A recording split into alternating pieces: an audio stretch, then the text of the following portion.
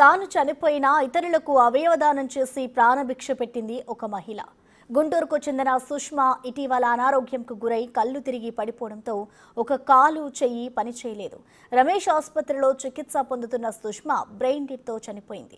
దీంతో అవయవాలను దానం చేయడానికి ముందుకు వచ్చాడు సుష్మా భర్త శ్రీనివాస్. కుటుంబ సభ్యులు, మంత్రి నారా లోకేష్ ప్రత్యేక చొరవతో బ్రెయిన్ డెత్తో చనిపోయిన సుష్మా అవయవాలను తిరుపతిలోని చిల్డ్రన్స్ ఆసుపత్రికి తరలించారు. గుంటూరు ఆస్టర్ రమేష్ ఆసుపత్రి నుంచి గ్రీన్ ఛానల్ ద్వారా ప్రత్యేక అంబులెన్స్లో గుండెను గన్నవరం ఎయిర్పోర్ట్కు తరలించారు వైద్యులు.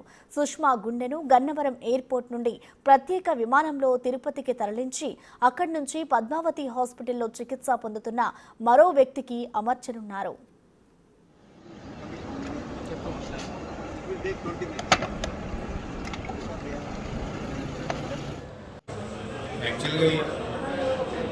సడన్గా ఫేస్ చేసాము ఈ సిచ్యుయేషన్ అంతా. Very few minutes, that is 2 to 4 minutes time. ఆ సిచ్యుయేషన్ నుంచి బయటకు రాగలుగుతాము అని వెంటనే అనుకోకుండా ఇది నన్ను అడిగినప్పుడు మరి ఇప్పటికీ తనను కోల్పోయాము, మరి పిల్లలు ఎలా రియాక్ట్ అవుతారు ఏంటో అనుకున్నాను. కానీ I feel very proud on their decision. This is their decision only.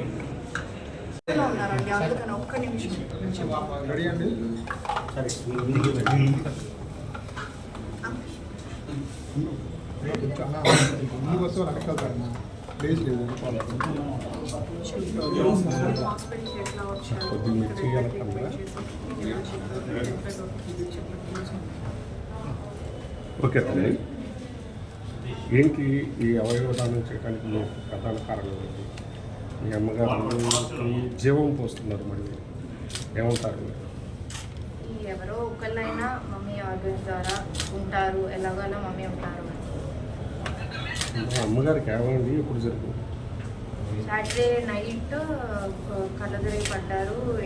ఇక్కడికి వస్తే వెంటిలేటర్ పెట్టి సిటీ స్కాన్స్ అవి చేసి ఇంటర్నల్ బ్లీడింగ్ అయింది అన్నారు.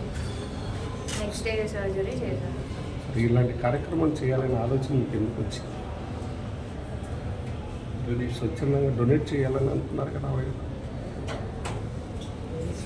ఎలాగోలా మమ్మీ ఉంటారు అనేసి ఆర్గన్ డొనేషన్కి మాకు ఎప్పటి నుండో ఓకే అనే ఉంది.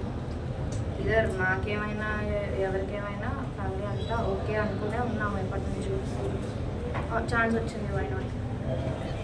మీరేం చేస్తారు? ఇదే ఫస్ట్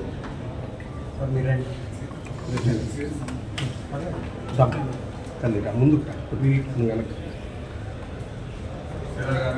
చెప్పు త్వరగా.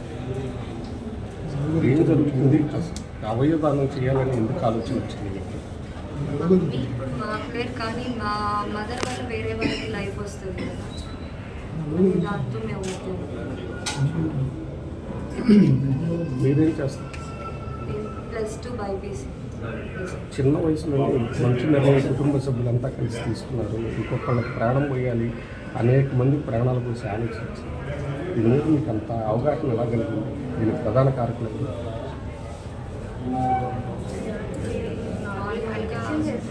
చెప్పారు. మమ్మీ సిచ్యువేషన్ కూడా తెలుసు, క్రిటికల్ అని. లోకేష్ గారు మీరు అడగంగానే స్పందించారు కదా, ఎలా ఫీల్ అవుతున్నారు?